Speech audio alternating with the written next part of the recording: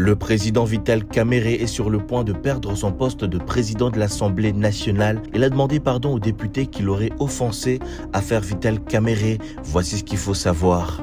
Alors tout part de plusieurs semaines de tension au sein de l'Assemblée nationale. Plusieurs députés se plaignaient d'une mauvaise gestion du bureau de l'Assemblée, notamment des retards dans les paiements des frais de fonctionnement, le blocage du contrôle parlementaire, un manque de transparence dans l'organisation des débats et une gestion opaque des ressources. Des députés mécontents ont commencé à réunir des signatures en secret pour atteindre le nombre suffisant afin de demander la destitution du président Kamerhe.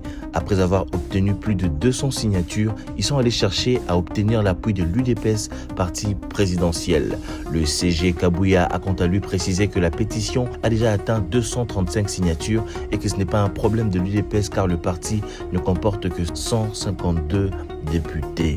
Bref, l'UDPS n'a pas pris position officiellement quant à ce. Le président Kamerhe avait déclaré récemment qu'il avait déjà beaucoup souffert, qu'il continue de travailler par amour du peuple et que ça ne sert à rien de lui faire du mal pour rien car il soutient le chef de l'État. Il a déclaré durant la rentrée parlementaire que la politique lui a beaucoup enseigné tout en demandant pardon à tous ceux qui se sont sentis offensés par lui à l'Assemblée. Malgré cela, les élus ont décidé de déposer leur pétition exigeant le départ du président Kamerhe. À noter que certains le soupçonnent d'être en connivence avec le rebelle et surtout qu'il n'a pas condamné ouvertement l'agresseur rwandais comme l'ont fait certains proches du président comme le ministre Jean-Pierre Bemba. Que va-t-il se passer maintenant? La pétition doit être examinée par le bureau, puis un vote en plénière aura lieu.